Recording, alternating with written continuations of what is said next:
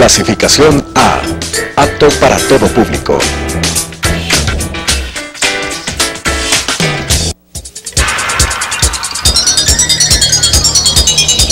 Las opiniones vertidas en este espacio por la producción y dirección del programa son de exclusiva responsabilidad de sus autores y de quienes intervienen en ellos.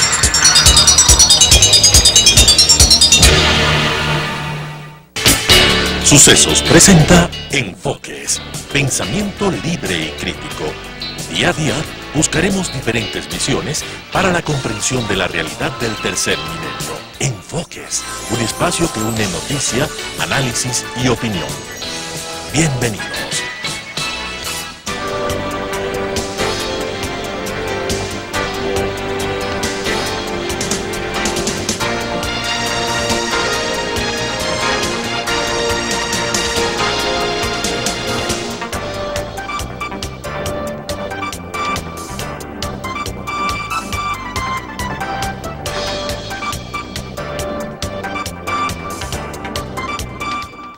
Con nosotros, como le habíamos anunciado, damos la bienvenida al arquitecto Alfonso Ortiz. Él fue cronista de la ciudad hasta hace pocos días, pocas semanas. Con él queremos hablar sobre el papel del cronista de la ciudad, a qué se dedica el cronista, esta figura tan sonada, pero que a veces no es tan comprendida, y también la razón por la cual Alfonso dejó de tener este cargo. Gracias, Claudia. Es una oportunidad importantísima la que ustedes me brindan para aclarar algunos asuntos. El cronista de la ciudad es una figura que fue creada oficialmente en la administración de Rodrigo Paz y se le nombró al doctor Jorge Salvador Lara, que por muchos méritos pues era uno de los grandes historiadores de la ciudad de Quito y que fue durante 14 años cronista de la ciudad. La responsabilidad del cronista de la ciudad es diversa. Una es el manejar el archivo histórico de la ciudad. Es decir, hay un archivo que tiene más de 12.000 volúmenes de documentos desde la fundación de Quito, incluso anterior a la fundación de Quito, desde la fundación de Santiago de Quito en 1534, que resguarda el archivo. El archivo tiene que no solamente resguardar, sino también investigar y difundir, cosa que es bastante difícil en estos tiempos cuando las prioridades económicas van por otro lado. ¿Cuánto de este archivo, perdón la interrupción Alfonso, está ya digitalizado? Porque también se hallaban todos los archivos. No, es un archivo del siglo XX en donde ni un solo documento está digitalizado, ni un solo documento ha sido restaurado técnicamente, donde no se han hecho publicaciones desde hace varios años. Se publicaban dos tipos de libros. Uno, los libros de cabildos, es decir, la transcripción de las actas de manera sistemática. Se comenzó con las actas de la fundación, cuando la ciudad celebró 400 años de fundación española, y en total se han editado solamente 16 volúmenes que van desde 1534 hasta 1680 aproximadamente. Es decir, queda todavía por publicar unos 20, 25, 30 volúmenes más. Muchos de ellos están listos para ser editados, sin embargo no ha habido ninguna posibilidad por falta de recursos, porque el archivo y la oficina del cronista de la ciudad no dispuso de recursos económicos en los últimos años. Es decir, el presupuesto del archivo es cero y del cronista de la ciudad cero. Un equipo mínimo, reducidísimo, en donde el 60% del personal es de contrato y que por lo tanto cada 2 años tiene que renovarse, lo cual se pierde una gran experiencia. Es decir, después de 2 años un técnico ha ganado experiencia, conoce cómo es el archivo y tiene que irse. Entonces, mi lucha durante estos meses fue precisamente estructurar un archivo moderno, un archivo del siglo XXI que guarda documentos desde el siglo XVI, y para eso es necesario digitalizar, para eso es necesario publicar, investigar, etc. Y eso es imposible, eso ha sido imposible debido a que hay otras urgencias económicas y otros intereses y otros temas que son más importantes para la política municipal. Entre otras cosas, también es gravísima la dependencia del archivo de la Dirección Administrativa y no de la Secretaría de Cultura. Eso es un archivo histórico como el de Quito, uno de los archivos más importantes de América Latina, por su antigüedad, por la importancia de nuestra ciudad, etc. Sin embargo, depende del área administrativa como si fuera un archivo donde se reúnen memorándums y oficios. Cuando no es eso, está ahí la historia de la ciudad, más que de la ciudad, del cabildo, porque tampoco es un archivo de ciudad, es un archivo del municipio, es decir... ¿Cómo entender esta diferencia que es, Alfonso, un archivo del cabildo, de todas las actas, es decir, de las ordenanzas, lo que se reúne, de la historia, exacto, de lo que sucedió? se reúnen ahí los documentos internos del municipio, es decir, las actas de sesiones, las resoluciones, las ordenanzas, los papeles de procuraduría, de tesorería y de las áreas más importantes del municipio, pero no es un archivo de ciudad. Es decir, ahí curiosamente no hay una sola fotografía. Es decir, si es que me pedían a mí como cronista de la ciudad hace unas semanas una fotografía del alcalde Sixto Durán, cuando murió, ¿no es cierto?, para una nota de prensa, no hay ni planos de la ciudad, ni grabados, ni fotografías, es decir, no es un archivo de ciudad, sino que es un archivo municipal considerado como administrativo cuando debería considerarse patrimonial histórico. Pero esto esperemos que cambie, porque realmente es un llamado de atención al decir este archivo tiene que ser mucho más cuidado, mucho más respetado. Y me permito que hacer uno público... puede mirar qué ha pasado con el Cabildo de Quito en más de 400 años de historia. Me permito hacer pública estas observaciones porque las autoridades municipales saben que desde el primer día en que yo me posicioné como cronista de la ciudad, analicé la situación del archivo y he hecho permanentemente propuestas desde el señor alcalde a la administración general sobre la necesidad de darle un nuevo rumbo al archivo. Y no ha habido respuesta sobre este tema. Pero el cronista de la ciudad, además de manejar el archivo, tiene otras funciones. Tiene que actuar en la Comisión de Áreas Históricas, en las sesiones que la comisión convoca generalmente cada semana para tratar asuntos de las áreas protegidas patrimoniales y resolver una serie de problemas, aunque después de un cambio de la legislación, la comisión solamente tiene voto solamente los concejales. Antes tenían voz y voto también los delegados y los técnicos, como por ejemplo el delegado de la ciudadanía, el delegado del Colegio de Arquitectos, los delegados propios de la municipalidad y el cronista de la ciudad. Ahora se ha restringido completamente eso y solamente votan los concejales. Ellos son los que deciden, a pesar de que, por ejemplo, ha habido opiniones en contra de ciertas, para ciertas acciones, sin embargo, con toda la autonomía y el derecho y la autoridad que tiene la comisión y luego el consejo, han aprobado temas que fueron criticados, rechazados o negados por los técnicos, como fue el caso del derrocamiento de los edificios en el centro histórico, el antiguo edificio de la Dirección de Salud en la esquina de la Mejía y García Moreno, o el derrocamiento del edificio de... ¿Pero eso fue en la actual administración o en la anterior administración? No, en la administración actual. Lo de San Agustín se derrocó en la administración actual, es decir, con autorización del municipio de Quito, cuando la postura técnica de muchos de los delegados en la Comisión de Áreas Históricas era que o no se derroque y se le reforme al edificio, o si es que se derroca, se vuelva a construir en ese espacio, porque ese espacio nunca fue un huerto como se inventaron los técnicos del Midubi. El tema es que el cronista de la ciudad también tiene que dar el visto bueno sobre la nomenclatura de los espacios públicos. Plazas, calles, etcétera. El cronista de la ciudad, como parte de un proceso que se inicia por la petición de un ciudadano, de un colectivo, o por la propia sugerencia de una autoridad municipal o del mismo cronista, tiene que dar el visto bueno en un proceso que a la final decide el consejo. no son decir, vinculantes. El cronista hace un informe Un de si una informe calle debe de la llevar un nombre pertinencia o pertinente. no, si se ha cumplido con las normas, y es el caso de la calle Arturo Jarrín Jarrín. Todavía no existe esa calle, pero... No existe la calle hasta que no la apruebe el Consejo o la rechace. Es decir, el informe favorable que dio el cronista de la ciudad lo hizo a partir de la información que le proporcionó la empresa metropolitana de obras públicas, que es la entidad que tiene que ver con este tema.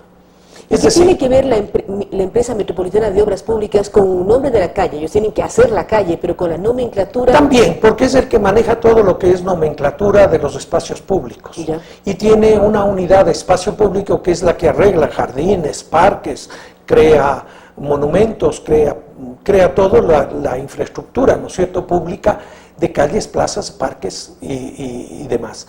De tal manera que este es un tema que no fue propuesto por el cronista de la ciudad, sino que le llegó al cronista de la ciudad después de que la administración actual revisó un proceso que venía dándose desde la época del doctor Barrera.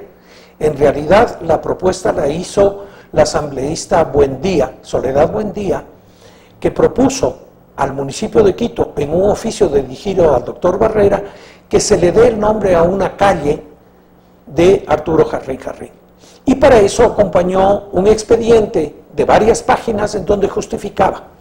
Una de las justificaciones estaba en que precisamente la Asamblea Nacional le había declarado héroe al señor Jarrín y le había dado una condecoración post-mortem, una de las más altas condecoraciones que da el Congreso, que es la condecoración Vicente Rocafuerte. Era más que suficiente esa argumentación para que se le dé ese nombre a la calle, porque no era una propuesta del Y no se cronista. analiza en el caso del cronista o de obras públicas, en fin, la pertinencia, porque de pronto un congreso puede dar una condecoración no tan clara, de pronto errada y criticada. Esto no genera un análisis diferente para definir el nombre de una calle. Uno puede analizar históricamente las condecoraciones que ha dado el Congreso, uno puede recordar últimamente a la señora Kirchner, o hace 20 años de la señora Lorena Bobbitt. O sea, hay una serie de elementos. Así es. Y figuras del conservadorismo que fueron importantísimas a finales del siglo XIX, fueron rebautizadas las calles cuando llegó el Partido Liberal. O figuras excelsas del Partido Liberal y del laicismo, ¿no es cierto?, tienen sus nombres en las calles de la ciudad. El hecho de que un grupo de ciudadanos pidan que a una calle se le llame Federico Engels, ¿no es cierto?, y si el cronista de la ciudad considera que ese nombre es adecuado porque es una figura histórica y tiene un respaldo, ¿no es cierto?, no quiere decir que el cronista de la ciudad que dé el visto bueno sea un comunista. Igual que si es que me quieren poner el nombre de una calle Narcisa de Jesús, no quiere decir que el cronista de la ciudad, al dar el visto bueno, quiere decir que sea un curuchupa, ¿no es cierto? O sea, el asunto es que es un informe técnico y esto creó malestar, ¿no es cierto?, en algunos concejales que presionaron sobre el señor alcalde para que me pida la renuncia, y eso es lo que ocurrió. Pero fue un informe técnico basado en la administración anterior, vuelto a revisar, basado en el informe del Congreso. Y argumentado en el hecho de que la Asamblea Nacional, queramos o no, una de las máximas autoridades, ¿no es cierto?, del país, le declaró al señor Arturo Jarrín, ¿no es cierto?, héroe, y le condecoró post-mortem con una presea, nada menos Vicente Rocafuerte. Eran argumentos más que suficientes para dar paso a esto, pero se ha hecho una tormenta en un vaso de agua. La empresa de obras públicas escogió una calle del barrio de la Ecuatoriana, ¿no es cierto? El asunto es que la decisión, el informe, porque no es decisión, sino un informe del cronista de la ciudad, no es vinculante. El Consejo puede rechazar. El momento en que se trate esto en el pleno del Consejo, puede rechazar o puede aprobar. Habría que ver cómo son ¿no es cierto?, las fuerzas en este momento en el Consejo para saber si es que los grupos de derecha rechazan y los grupos de izquierda, digamos, aceptan la propuesta, y habría que ver, en definitiva, la máxima autoridad del Distrito Metropolitano es el Consejo, no el cronista de la ciudad. Y el cronista de la ciudad, en este caso, es una víctima, ¿no es cierto?, de la incomprensión, ¿no es cierto?, de un grupo de concejales que presionaron sobre el señor alcalde.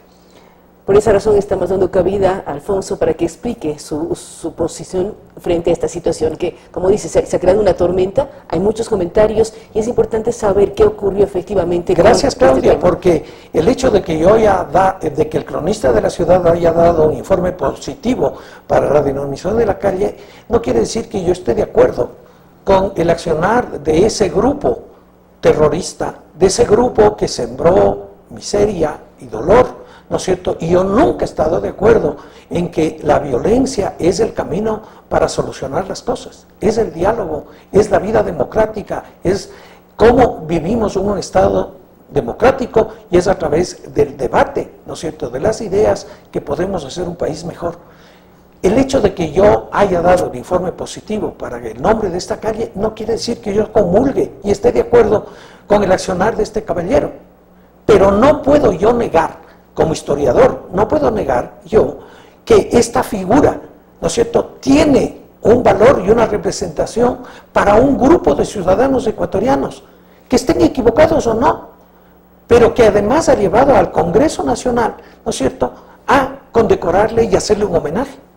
Son una serie de análisis que habría que hacer. Queremos agradecer a Alfonso Ortiz. Recordamos que él fue cronista de la ciudad hasta hace pocos días, él es arquitecto, es historiador, nos ha dado diferentes comentarios sobre el papel del propio cronista manejando un archivo tan importante que esperamos sea más cuidado, digitalizado y empezar a mirar publicaciones sobre la historia del cabildo quiteño.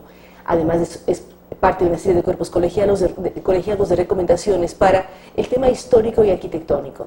Él nos ha contado qué ocurrió con este nombre de una calle que todavía no se pone, Arturo Jarrín, habrá quienes estén a favor, quienes están en contra, pero él habla desde la parte técnica como historiador, cómo se realizó el informe y por último que la decisión estaba en manos del Consejo del Distrito Metropolitano. Los concejales tenían que decidir a favor o en contra si ese cambio se pone el nombre de una calle. Gracias por estar con nosotros. Vamos a ir a una pausa, luego de la cual estaremos dialogando con Napoleón Santamaría sobre temas económicos. Con estas ideas y opiniones, regresamos con Enfoques.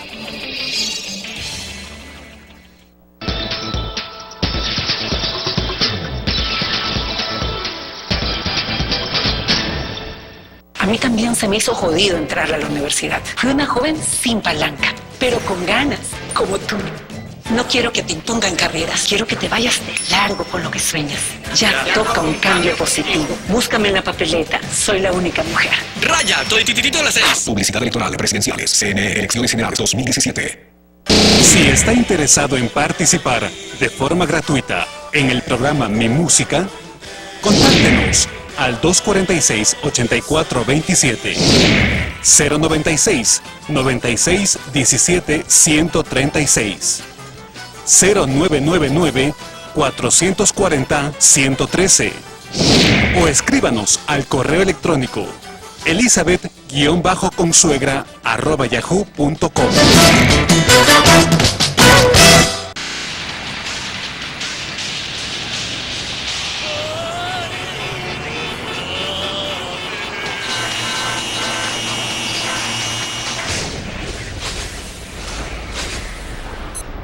Tómelo con calma.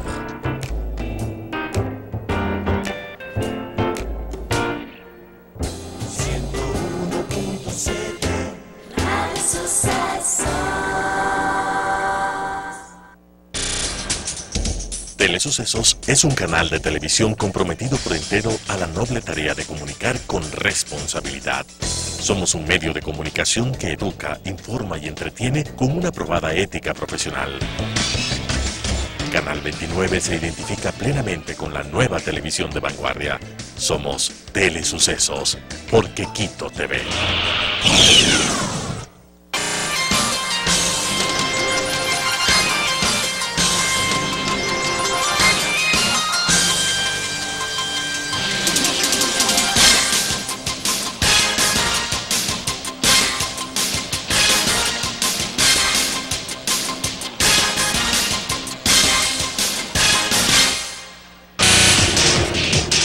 Telesucesos es el primer noticiero de texto en la televisión ecuatoriana.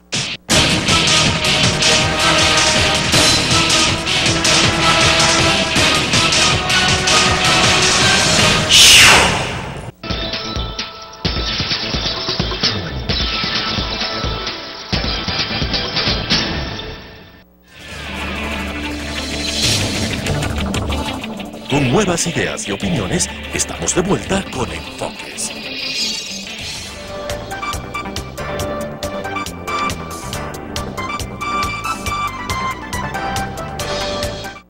Por continuar con nosotros, como lo habíamos anunciado, damos la bienvenida a Napoleón Santamaría para hablar sobre temas fiscales, tributarios, proyecciones del próximo año, cuando Napoleón, precisamente los titulares de la prensa de hoy hablan que el año pasado se recaudó el 96% de lo previsto por parte del SRI, es decir, una recaudación menor a la planificada, eliminando lo que fueron las contribuciones especiales generadas por el terremoto de Manabí y Esmeraldas.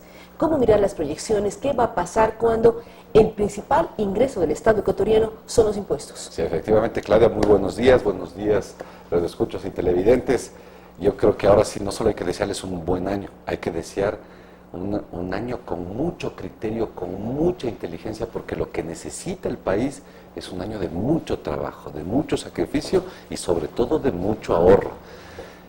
Si es que hemos cometido errores estos últimos años, es que tanto el sector público cuanto el sector privado ha incurrido en un gasto desmedido, en un gasto que no se compadecía con el nivel de ingreso y con el nivel de ahorro e inversión que debe planificarse desde el Estado hasta la familia. ¿Cómo creerle a Napoleón Santamaría y a otros analistas que dicen hay que ahorrar? Sí, cuando uno escucha las sabatinas dicen, ¿para qué? No hay que ahorrar. Los ahorritos no sirven. Todo lo contrario, quizá con las nuevas elecciones una de las primeras cosas que deben cambiarse, o esperamos todos los ecuatorianos, esperamos esto, es que el nuevo presidente de la República elimine estos diálogos que son monólogos de los sábados que desorientan, por el contrario, informar.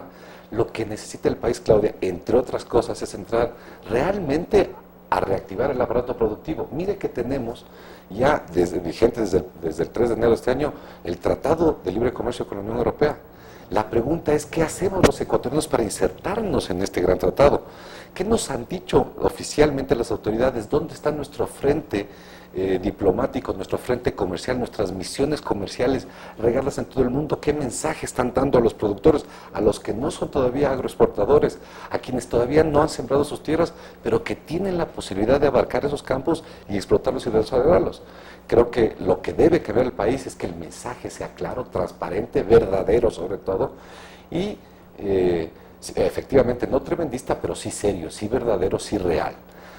Y ya en materia de cifras, Claudia, la comparación que está haciendo el SRI realmente es una comparación no real, es una forma de mostrar las cifras políticamente, porque está comparando el 2016 con el 2015, pero en el 2015, para compararlo, quita la recaudación que hubo por efectos de la ley de amnistía tributaria. Y si es que quita efectivamente eso, resulta que solo tenemos un 4% de merma en recaudación. Pero si es que quitamos en los 2 años, los 2 eventos que ha habido, en el año 2015 hubo el tema de la amnistía tributaria que produjo cerca de $900 millones en recaudación. Y en el 2016 hubo las contribuciones solidarias por efectos del terremoto que han producido hasta diciembre, $1.130 millones. Si es que quitamos las dos, realmente la recaudación del 2016 respecto al 2015 han bajado en un 12% neto. No solamente 4 puntos, sino 12 puntos. Realmente la recaudación es 12 puntos menos. Lo que va a llegar a recaudar el año 2016 es exactamente 12.250, y lo que fue el año 2015 fue 13.950. Es decir, ya vemos que el 2016 tuvo una contracción importante y sin embargo que tuvimos una contribución solidaria que también el 2015 ya no fue el mejor año en recaudación, ya porque no uno fue. debe recordar que es un año que empezó la baja del precio del petróleo y una serie de problemas económicos para Ecuador. Definitivamente, recuerde que venimos 5 trimestres de recesión económica, cortados hasta el tercer trimestre del año 2016, es decir, el segundo semestre del año 2015 ya fueron trimestres recesivos que mostraban una poca recaudación fiscal y sobre todo que mostraban que el aparato productivo del Ecuador, el aparato de comercialización, toda la industria en general, de todos los servicios y comercio en general, ya tenían una contracción en sus indicadores y eso hacía que ya no se cobre IVA, ya no se pague impuesto a la renta, ya no se cause el ICE, el IVA, etc. Esto, proyectado al 2017, no es de acuerdo a una tendencia. Ahí no compartimos la visión del SRI. El SRI dice, la tendencia del último trimestre del 2016 o del mes es que estamos subiendo a razón de un 1%, 1.3%. El tema de impuestos no se mide a favor de tendencias, sino a favor de estructuras fiscales. Vamos a hacer un parangón. Colombia acaba de hacer una reforma fuertísima, Claudia, donde el IVA sube al 19%, por ejemplo, en Colombia, pero arma toda una estrategia donde efectivamente para los colombianos va a ser una sociedad mucho más cara, bienes y servicios más costosos porque se incrementan sus precios con impuestos, pero que de alguna manera se van a ir amortiguando por dos razones en Colombia. Por una devaluación, el peso hace de un año y medio arrancaba con 2.000, hoy arranca un año con 3.000, es decir, se han quedado con una devaluación monetaria importante y con un incremento de salarios que llega casi al 7.5%. Realidades que no las tenemos en el Ecuador. Y no son comparables al tener como moneda el dólar, son escenarios diferentes en los dos casos. Ahora, ¿qué esperar para el 2017? Usted dice ahorremos. ¿Cómo ahorramos si también necesita el país gastos para recaudar más impuestos? ¿Cómo entender? Ahorro, pero tengo que gastar para dar más impuestos.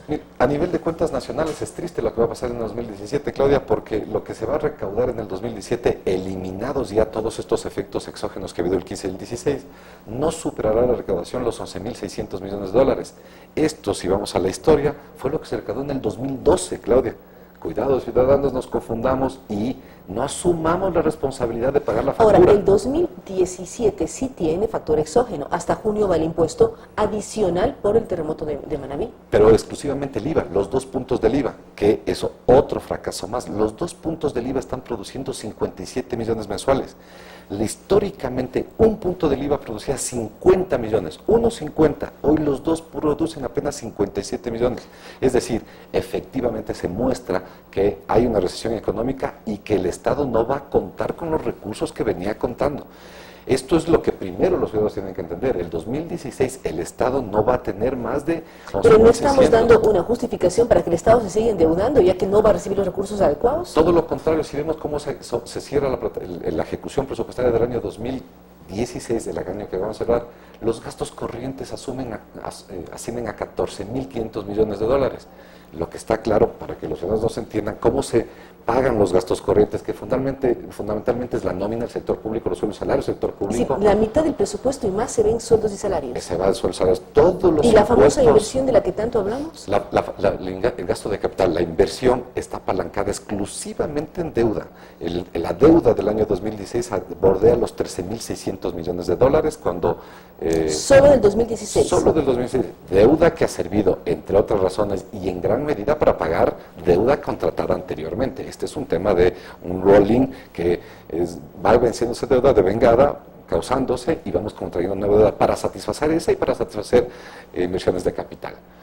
Entonces, Claudia, y mi mensaje es claro en este sentido: si es que el Estado no va a tener los recursos necesarios, y nosotros estamos pronosticando que llegará a ser un 2012 en recaudación, es decir, un lustro casi de retroceso, lo que necesitamos es ordenar las cuentas fiscales, priorizar el gasto corriente, definitivamente recortar mucho gasto corriente, lo cual significará, y que los ciudadanos entiendan, significará despido y desincorporación de funcionarios públicos en entidades que no están funcionando y que ya son de conocimiento público, y otras que no están insertadas en el aparato productivo del país, en desarrollar económicamente este país.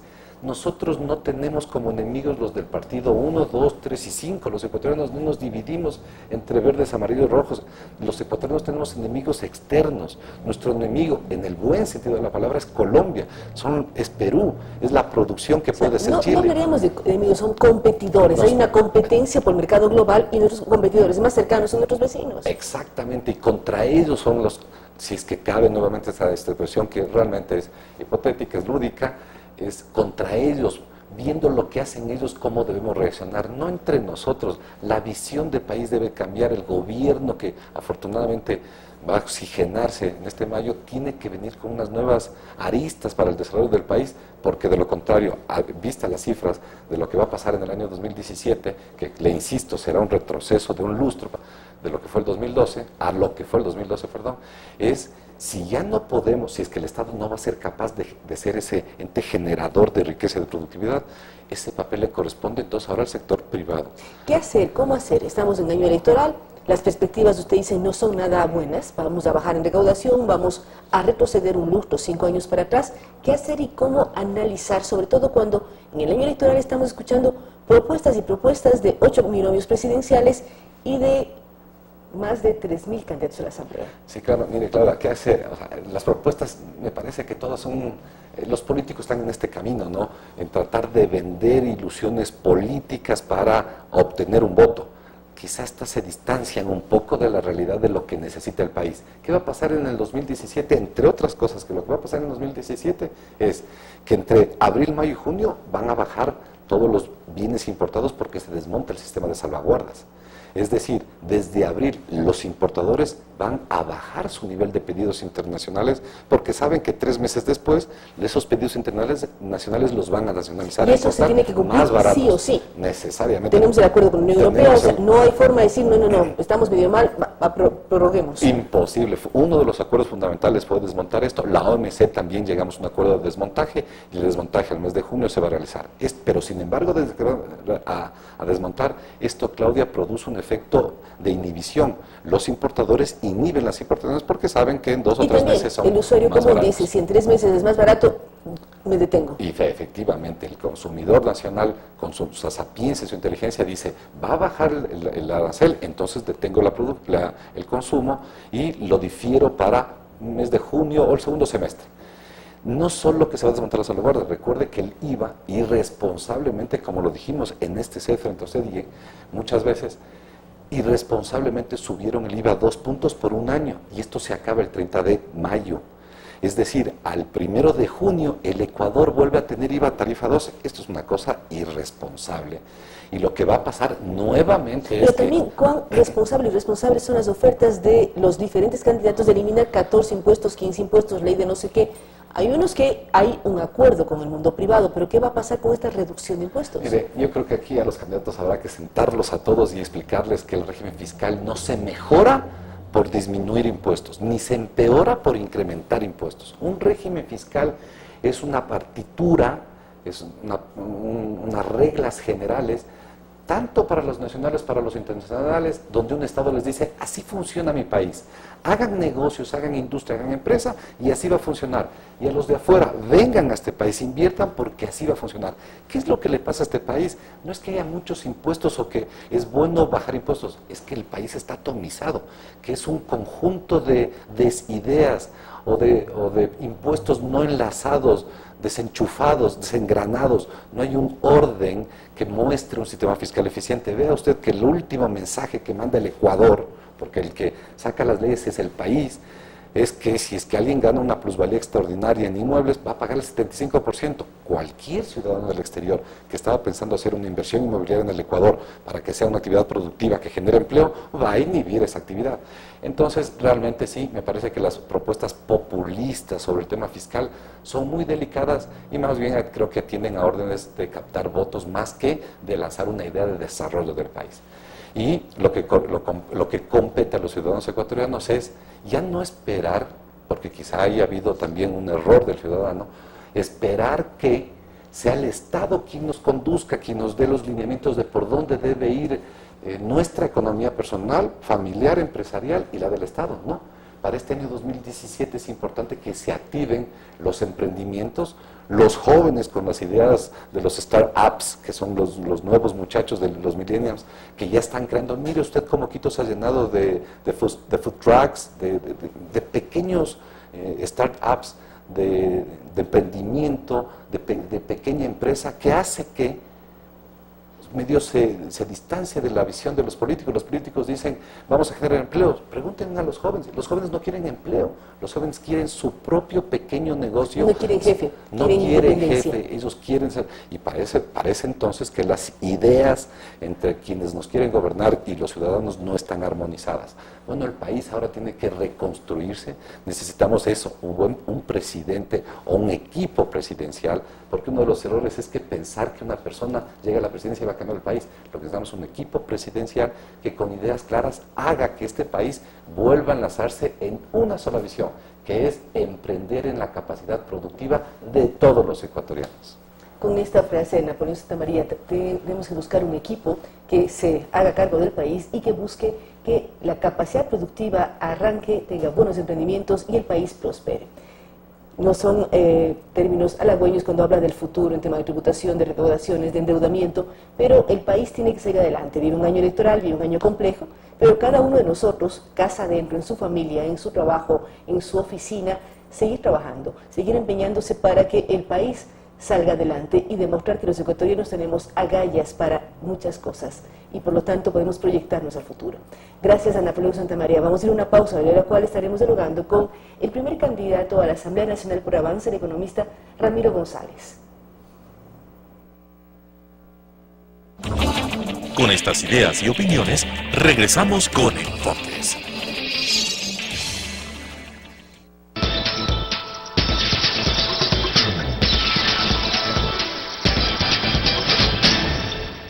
Estamos viviendo años duros como tú. Vemos cómo nos perjudican y empobrecen. Nos preocupa el futuro de nuestros hijos. Hemos sentido indignación y rabia, pero también más esperanza que nunca. Ya toca un cambio positivo. ¡Raya! ¡Todititito a las 6! Publicidad electoral. Asambleístas nacionales. CNE. Elecciones Generales 2017. Si está interesado en participar de forma gratuita en el programa Mi Música, contáctenos al 246-8427, 096-96-17-136, 0999-440-113, o escríbanos al correo electrónico elizabeth-consuegra@yahoo.com.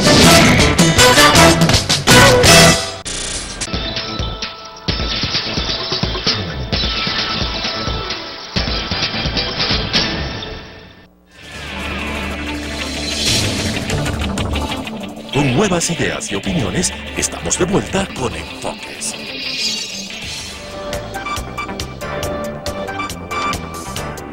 Gracias por continuar con nosotros. En este momento damos la bienvenida al economista Ramiro González. Él es el primer candidato a la Asamblea Nacional por Avanza. Ramiro, ¿cómo está la campaña? Arrancó recientemente el día martes. ¿Cómo avanza en la campaña? Podría decirse, porque su partido se denomina así. Muy bien, muchas gracias, Claudia, por la invitación. Un saludo cordial a los amigos y amigas televidentes. Bueno, nosotros hemos estado estos 2 días anteriores en Imbabura, recorrimos los 6 cantones, incluido obviamente Ibarra. La gente tiene una esperanza enorme en que esto cambie, porque realmente el país está paralizado. En Imbabura, sobre todo, están muy conscientes del rol nefasto de la Asamblea, que necesita una Asamblea independiente. Pero Imbabura tiene una presidenta de la Asamblea de su región, de su provincia. Justamente por eso. Y donde más rechazo hay es en Otavalo. Porque... Ella fue concejala de Otavalo, entre otras de... reina de Otavalo. Y actriz también, en algún momento en una película hecha en Otavalo. Bueno, pero lo importante es que la gente está cansada de los impuestos, por ejemplo. Vea, estábamos recorriendo un mercado y un señor que vendía huevos en un camión, típico que se ponen ahí para vender. Me decía, vea señor, ya no pongan más impuestos. Dice, la gente no sabe, dice que todavía hay un 30% de informalidad en la economía, que la gente no le factura. Entonces dice, usted va por una cartera y le venden 200 huevos, dice, ¿qué le va a pedir factura a la señora? ¿Cómo le pide factura a la señora? En cambio el SRI viene acá, me dice, ¿dónde están las facturas de los huevos? Me cuentan los huevos, dice, me pusieron una multa de $15,000. O sea, dice, me quebraron. Por no vender huevos con factura. Exactamente. El tema es complejo porque no se ha incrementado ese mundo informal hacia la formalidad de la esta. ¿Por qué? Porque está muy complicado el sistema de pagos de impuestos. Y no solo en los pequeños, en los grandes. Las empresas deben tener oficinas especiales para estar dedicadas al SRI. Entonces, nuestra propuesta es simplificar absolutamente todo, no toparlo al régimen tributario durante 8 años. Ojalá en el cual nos pongamos de acuerdo, decir, vean, 8 años no vamos a topar, que no sea para mejorarlo, para simplificarlo, para dar facilidades de pago. Pero ¿cómo hacerlo? Si varios candidatos a la presidencia, ustedes como Avanza no tienen un binomio presidencial, pero varios ofrecen eliminar impuestos, 13, 14, 15 impuestos. Esa es la demagogia más grande. Pero no es factible eliminar el anticipo al impuesto a la renta, el 5% de impuesto a la salida de divisas, no genera mayor... Exacto, mire, el 5% de divisas hay que eliminarlo, pero progresivamente, porque en este momento hay un exceso de liquidez en la economía, ¿no es cierto? Si usted baja, ¿qué van a hacer los bancos? A sacar el dinero donde les produzca algo. Es lógico, es un asunto simplemente de rentabilidad económica. Entonces nos vamos a quedar ilíquidos, ahí sí como economía. Entonces eso es terrible, pero son demagógicos y hablan y dicen voy a quitar los impuestos. Lo que hay que hacer es no topar más impuestos. Si usted habla con un empresario y dice, mira, lo que quiero es que ya no me cambien las reglas del juego a cada momento. Eso es lo importante. Mire, cuando vino la inversión de la Coca-Cola, 3.000 millones de dólares iban a invertir en el Ecuador. El presidente de la República lo recibió al gerente general de la Coca-Cola. A los 3 meses le subieron los impuestos a las bebidas gaseosas. Se acabó la inversión. Se quedó grande la zona de Machachi, pero no está hecha la pero no está ya se paró la inversión. ¿Cuántos cientos de miles y miles de puestos de trabajo se pararon ahí solo por este cambio del código tributario? ¿Y qué propuestas quiere llevar usted como Ramiro González a la Asamblea cuando hablamos de hacer un stand-by, es decir, no se mueven impuestos por 8 años? Puede ser una opción. ¿Qué hacer con toda la superintendencia del control del poder del mercado que sigue exigiendo a los bancos el manejo del dinero electrónico, por ejemplo? Pero fíjese, todas estas cosas atentan contra el buen nombre del Ecuador para la inversión. Si usted no tiene un clima, un ecosistema que le llaman ahora para la inversión, nadie va a venir a invertir y el riesgo país no baja, por ende no puede renegociar la deuda. Así de fácil. Entonces, por eso nuestra propuesta es que hagamos un acuerdo nacional que vaya más allá de una ley, sino hagamos un acuerdo nacional de dar seguridad jurídica al inversionista. Mire, este momento afuera hay plata. Nosotros queremos que venga la banca internacional. ¿Por qué en el Ecuador no hay banca internacional? En Colombia hay, en Perú, en Chile, en Panamá, que es la más... Estando dolarizados, son costos. Deberíamos convertirlo al Ecuador en un destino para los depósitos en dólares, porque no somos paraíso fiscal, ¿no es cierto? Tenemos una moneda dura y si tuviéramos estabilidad jurídica fuera realmente... Ese problema, no tenemos estabilidad jurídica. Exacto. ¿Y cuán dura es la moneda cuando ya se menciona de la posibilidad de robustecer ciertos elementos para tener moneda propia? A mí me parece una responsabilidad del candidato Moreno de decir que vamos a cambiar de moneda. Eso sería terrible para el país. O sea, yo al inicio no estuve de acuerdo en que se cambie la moneda, pero ya la tenemos y sería nefasto, Claudia, para el país salir de la dolarización. Yo le pregunto a la gente, ¿ustedes querían salir? ¿Y que nos van a cambiar con qué? O sea, eso es de una irresponsabilidad enorme. Entonces, todo esto genera un clima de desconfianza terrible. Por eso nosotros estamos planteando, plantear un referéndum, de acuerdo al artículo 442 de la Constitución, para cambiar todo este andamiaje del hiperpresidencialismo, para tratar de nombrar jueces probos, los organismos de control también eficientes, ¿no es cierto?, para poder hacer un control efectivo a la corrupción, porque si no tenemos eso, las denuncias se quedan en denuncias, y lo que hacen es desprestigiar a todo mundo, pero no hay... es que ¿para qué voy a ir a la fiscalía si no van a hacer nada? ¿Para qué voy a ir al juez si ya está, el juez saben que lo van a controlar? Entonces, la gente ha comenzado a perder la fe en que esto pueda cambiar. Entonces, nosotros... ¿Cómo devolverle la fe a la gente, que tenga confianza, que sepa que quien es ladrón va a la cárcel?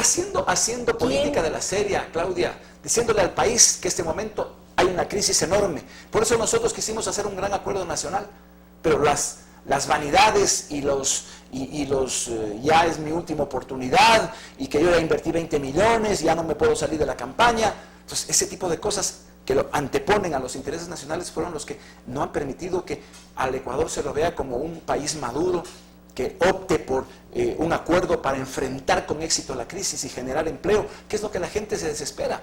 Miren, nosotros estábamos en uno de los parques en Ibarra, miles de desempleados. de la construcción dice, no hay un solo puesto de trabajo. Pero ponen la ley de plusvalía. ¿Quién va a invertir en construcción con esta ley de plusvalía? Entonces, llegando hay que botar al tacho de la basura esa ley para nuevamente incentivar el sector de la construcción, incluso en el sector agrícola. Decir, ¿quién va a querer comprar una finca? Tienes las plagas, las sequías y todo, para que después tengas que venderla la finca en lo que el banco te pueda dar de intereses. Pues por eso la tengo echada la plata en el banco y yo no tengo ningún riesgo. Entonces, ese tipo de cosas de falta de experiencia de economía en el territorio, y esto solo hacen de economía de planificación, de escritorio, eso es lo que lo tiene postrado al Ecuador. ¿Por qué confiar en Ramiro González? Usted fue parte del gobierno, hemos hablado en otros momentos en este mismo espacio. ¿Por qué confiar en usted para ir a la Asamblea? Porque nosotros somos gente de experiencia. Yo al Ecuador no le he fallado. Cuando fui prefecto de la provincia, marcamos un ritmo a las prefecturas, les dimos vida a la prefectura. A través del CONCOPE, cuando fui presidente del CONCOPE, les dimos vida, descentralizamos al país. Ahora se lo volvió a concentrar. Porque cuando Ramiro González estuvo al frente del IES, se hizo 28 hospitales, se construyó el banco del BIES, se mejoraron las pensiones jubilares, duplicamos el número de afiliados, le cobré al Estado 2.500 millones de dólares, del 40%. Porque yo cuando fui ministro de Industrias fue el primero que logré hacer un acercamiento entre el presidente de la República y el sector privado. Porque cuando nosotros como Avanza estuvimos en la Asamblea, fuimos los que apoyamos el acuerdo público-privado, cuando 18 asambleístas del país no lo hicieron. Prefirieron salirse de la Asamblea, pero seguir mamando su sueldo a pesar de que estaban en contra del presidente. Yo cuando vi que las cosas no estaban éticas, yo me fui, porque hubiera sido muy cómodo para mí, Claudia, quedarme como ministro, ¿no es cierto?, con un sueldo, etcétera. No, cuando uno no está de acuerdo hay que decirlo francamente y se sale con la frente en alto y por la puerta grande, diciéndole al país, el modelo de crecimiento basado en el gasto público se agotó, esto no va más. Y lo dije cuando estaba en funciones. Entonces, por eso la gente nos cree. Porque somos gente que le hemos dado resultados. A la gente de Avanza no nos miden por lo que hablamos, sino por lo que hemos hecho ya. Eso es lo fundamental. ¿Qué es lo que la gente del país quiere? Usted acaba de mencionar Imbabura, pero sabemos que ha estado en Manabí, ha estado en todas las provincias.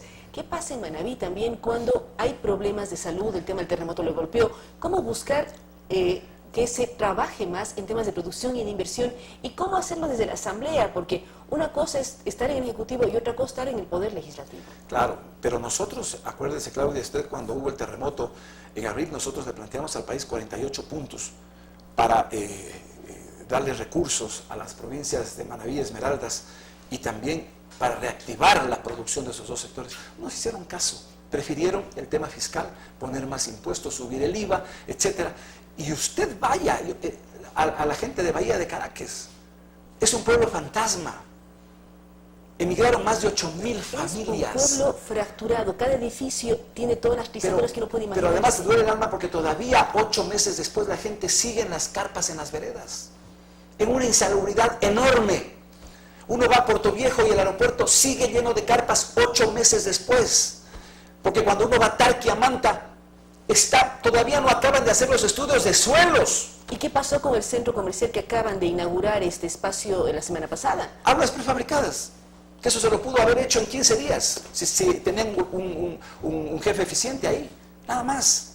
Pero la gente está realmente molesta. En Esmeraldas es peor la situación. En Esmeraldas, después incluso del sismo fuerte de ahora de diciembre, ni se han asomado por Esmeraldas. Vaya a ver en Tonsupa, en Tonchihue. La gente está desesperada con las casas cuarteadas, pero como estamos en campaña, entonces tenemos otras prioridades. Pero la gente en Esmeraldas está realmente molesta con el gobierno. Entonces, ¿qué tenemos que hacer? Hay que buscar la alternativa de gente que le hemos demostrado al país seriedad, que le hemos demostrado al país que podemos hacer bien las cosas. Y esa es la gente de Avanza. Por eso vamos a dar otra sorpresita ahora, porque todo el mundo ahora solo habla de los presidenciales y todo lo mismo pasó la vez anterior. Nos dieron, hasta la final de la campaña, las encuestas daban 5 alcaldes. Sacamos 40 y en segundos quedamos 48. Y lo mismo ahora, la estructura de Avanza. Una maravilla, como yo le digo, ver trabajar en el norte de Manabí, por ejemplo, o en los ríos, a la gente trabajando enormemente, en el oro, en Zamora. ¿Qué hacer con el otro lado, la fiscalización? Hay varios escándalos que se han presentado en los últimos meses, por no decir semanas, Petroecuador, Odebrecht, todo ello. ¿Qué hacer en la Asamblea? ¿Cómo transparentar información? Es lo que estamos preguntando a los candidatos. Cambiar las autoridades. Claudia, si no, ¿cómo se hace? Dígame usted, ¿ha habido alguna denuncia de Odebrecht en la Fiscalía? Dígame. ¿Hay? No, de oficio está haciendo. ¿La Asamblea ha hecho algo? Los asambleístas nuestros denunciaron, hicieron esto, que dice que se van a Washington a hacer. No hay forma, todo está bloqueado. Todo está bloqueado. Entonces necesitamos una asamblea independiente que controle al Ejecutivo, que sea el ojo visor ahí para que nada de lo que se invierta no se lo haga en forma ética, transparente. Eso es lo que hay que lograr. Y nosotros estamos dispuestos a hacer eso. Mire, por ejemplo, hay cosas que se quedan siempre en eslogans. Universalidad de la salud. ¿Qué han hecho para universalizar la salud? Cero, nada. Lo único que se ha hecho es cuando yo estuve en la Seguridad Social para hacer 28 hospitales más. Por eso nosotros estamos planteando la administradora de fondos de salud para hacerlo eficiente al sector público, para hacerlo eficiente y pueda dar la mayor cobertura posible. El otro tema, el 6% para la educación. El 6% del PIB. Nosotros nos comprometemos a no aprobar ningún presupuesto que no lleve el 6%, que es la media latinoamericana. No es que estamos diciendo que estamos exagerando, es apenas la media latinoamericana. Hay países como Chile que le ponen 8%. Pero no se habla de que este gobierno que termina sus funciones el 24 de mayo, lo principal que ha hecho es invertir en salud y en educación. Lo que ha hecho es perseguirlos a los maestros. Pregúntele a un maestro si quiere votar por país. Están desesperados. Porque en vez de incentivarlos, por ejemplo, para que se preparen, para que hagan curso de capacitación, los castigan. Si no sabes, te voto. Nosotros estamos planteando al revés. Si vamos a poner el 6%, vamos a hacer una capacitación. Si el maestro hace 4 cursos al año, le vamos a subir un 6% en el salario. Incentivarlo. No el Estado controlador, no el Estado policía. Ve a las escuelas del milenio. A confesión de parte, relevo de prueba, como dice el propio candidato del gobierno, dice que son elefantes blancos. Ya, ahí nomás, de adentro mismo. Pero el que hizo las escuelas, el exministro de Educación, es candidato también del gobierno. Por eso mismo, esas son las contradicciones y él tendrá que explicar en su momento. Pero, ¿cómo es posible que niños de 6 a 12 años tengan que caminar 4 o 6 kilómetros para llegar a una escuela? Cuando una escuela de estas en promedio cuesta 3.8, 4 millones de dólares. Si usted pone 1 millón por escuela, tiene para hacer unas escuelitas hermosas, cerca de la comunidad, ¿no? Pero es el Estado controlador. Yo quiero que estudien aquí. Y a esos jóvenes, además, les tomo el mismo examen, ¿no es cierto? Y si no sacan 700 puntos, no pueden entrar a la universidad. Entonces está convertido en un tema elitista. Y si algo quieres, te vas a estudiar en Loja, y si quieres arquitectura, no, te vas a estudiar Derecho. Los jóvenes tienen una desesperanza terrible, esta famosa generación de los ni estudian ni trabajan. Por eso cuando algunos comentaristas dicen, ¿dónde está la juventud? La juventud, discúlpeme, pero está cabreada con lo que estamos haciendo. Pero ¿qué hacer para que esa juventud que está molesta se involucre, vote y piense qué va a hacer el 19 de febrero? No se sienta que está cansada, agotada y que las cosas van a cambiar. Pues que han pasado. Mire, yo estudié en la Universidad Católica. Cuando nos tomaban los exámenes de ingreso nos daban un curso preparatorio de 6 meses. Sí, pero si el eslogan del gobierno nacional ha sido no nos dejemos robar la esperanza, y nos han querido vender esperanza, y la juventud no tiene esperanza, ¿qué hacer con los nuevos candidatos? Eso, decirles, por ejemplo, nosotros tenemos cosas concretas para la juventud. Los que quieran estudiar, vamos a hacerles un curso preparatorio de 6 meses para que ahora han proliferado los institutos que hacen capacitación para hacer el examen. No, si yo quiero estudiar economía, me voy al preparatorio en la Facultad de Economía de la Universidad tal, hacer el curso preparatorio y dar el examen. Porque eso es lo correcto. Hay otros que dicen, no, hay que eliminar el examen. Otra demagogia, volver a lo de antaño tampoco es lo ideal. Pero sí prepararlo al joven en la propia universidad, en la propia facultad. Y que partan con iguales posibilidades donde puedan dar un examen. ¿Usted cree, Claudia, que eso es imposible hacerlo? Los jóvenes que nos están viendo dicen, esa es la realidad, eso es lo que hay que hacer, porque nosotros no proponemos cosas desde el escritorio, sino conversando con la juventud. Pero ¿cómo plantearlo desde el legislativo? Porque hay muchas cosas que uno puede pensar en el ejecutivo, cómo trabajar y reformar esas leyes desde el legislativo. Poniendo como en la ley de educación, pues poniendo una ley muy clara, ¿no es cierto? Es decir, todas las facultades del país deberán tener un curso preparatorio de 6 meses y luego tomar el examen. No hay dónde más hacerlo, es muy fácil, es muy fácil. Mire, ¿Cuáles son los hospitales más malos del país? Los hospitales públicos. ¿Por qué? Porque el ministerio es el órgano rector, el controlador, pero también es prestador. Entonces hay que sacarlo de ahí, hay que sacar los hospitales como ejecutores del Ministerio de Salud para ponerlos en esta administradora y comprarles por servicio. Entonces se acabó el control policial a los hospitales y no va por eficiencia. Si usted produce 50 operaciones, yo le pago. Si usted hace 28 citas, yo le pago. Entonces los médicos no van a tener un sueldo fijo, sino por productividad. Entonces se acabaron las 4 horas, se acabaron las 6 horas, sino simplemente el médico trabaja. Porque es chistoso, a veces el médico dice es que debemos trabajar 4 horas, pero todos sabemos que después sale a trabajar en su consultorio.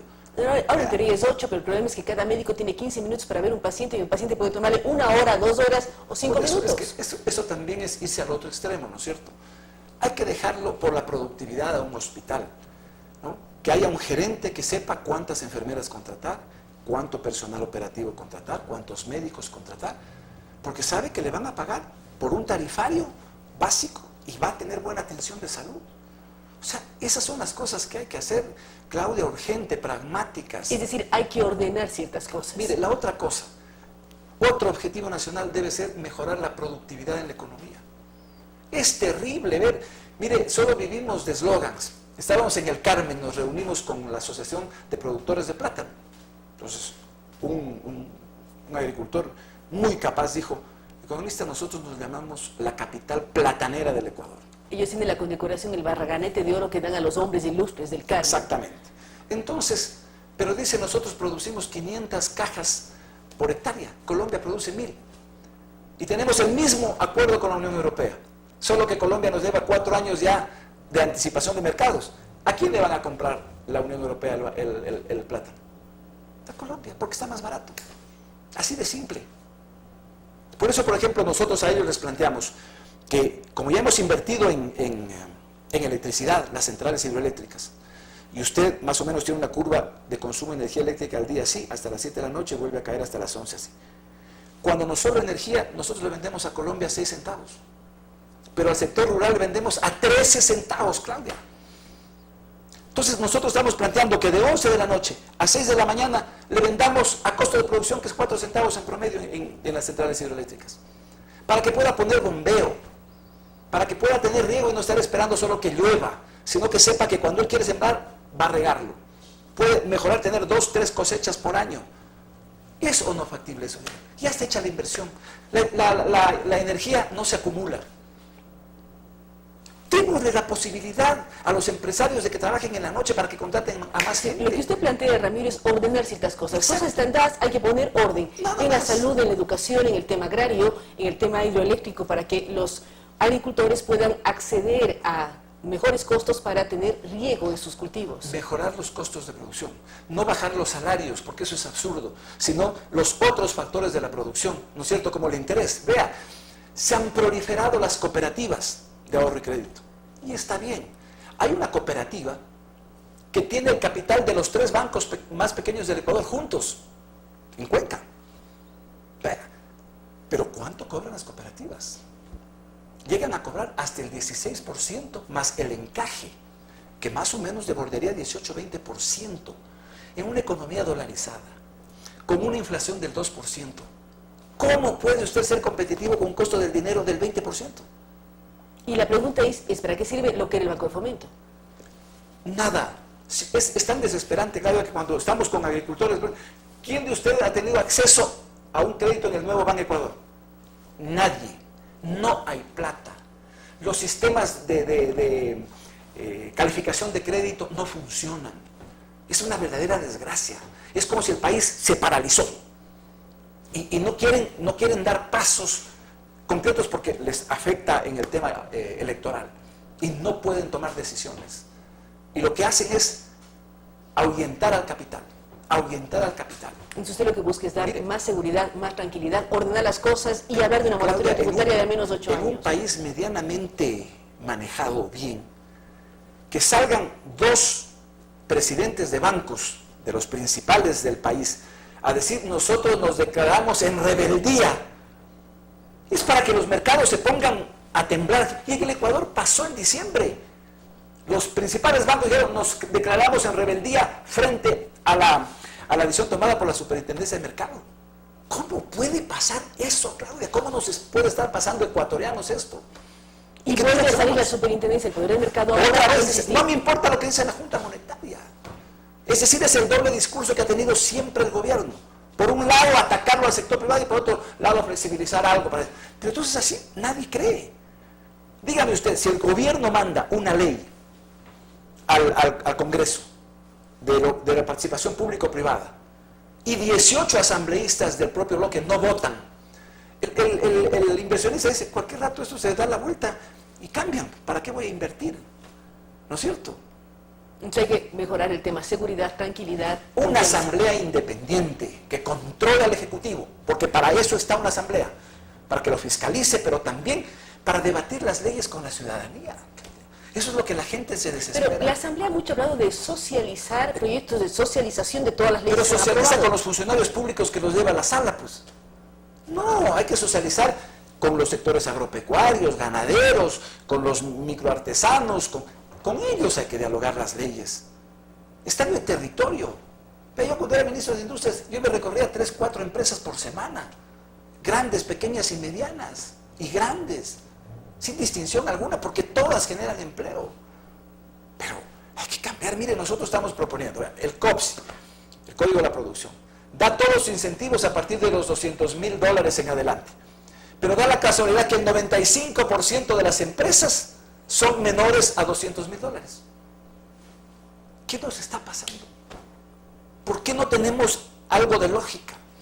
Entonces, simplemente es gente sin experiencia, gente que no ha tenido la posibilidad de vivir en territorio, en carne propia, los problemas. Entonces, eso tenemos que cambiarlo, Claudia. Hay que ver opciones, siempre decimos en este espacio, hay que mirar qué ocurre el 19 de febrero, la decisión está en nuestras manos. Nosotros como medio de comunicación invitamos a los diferentes candidatos a que den su opinión. Ramiro González es muy claro, él lidera las listas de avanza para la Asamblea Nacional. Él dice que la Asamblea tiene que convertirse en un elemento que fiscalice, que vea, que siga lo que hace el Ejecutivo para saber qué está haciendo y que corrija los errores. Por otra parte, él habla con claridad de que debe haber una moratoria tributaria, 8 años que no se cambien las leyes tributarias, para ganar en seguridad, ganar en estabilidad, que los inversionistas sepan qué reglas de juego tienen y por lo tanto lograr algo que siempre se ha mencionado, la famosa seguridad jurídica. Cuando se habla de salud, de educación, él es claro al decir, si se pone el 6% del Producto Interno Bruto para la educación, las cosas cambiarían. Dice, no les pido mucho, pido que se mantenga algo similar que en los otros países latinoamericanos para garantizar en inversión, tener escuelas cercanas a los niños, posibilidad de educar, de mejorar. Y cuando se habla también de jóvenes y esperanza, es decir, las universidades todas deben dar cursos de preparación para las diferentes carreras para que los jóvenes cuando presenten su examen de ingreso y acceso a la universidad salgan en igualdad de características, de circunstancias, estén preparados y puedan ingresar en la universidad. Una serie de elementos que ustedes tienen que decidir, tienen que analizar y pensar en los candidatos que diariamente presentan sus posiciones. Gracias a Ramiro González, gracias a ustedes que nos han acompañado y gracias a Movistar con sus planes de nuevo año que siempre nos apoya. Con ustedes hasta el próximo día lunes.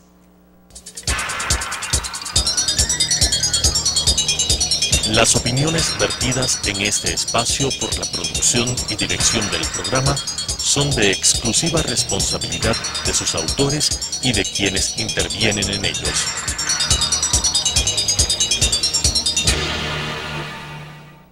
Sucesos presentó Enfoques. Pensamiento libre y crítico. Día a día buscaremos diferentes visiones para la comprensión de la realidad del tercer milenio. Enfoques, un espacio que une noticia, análisis y opinión. Hasta la próxima.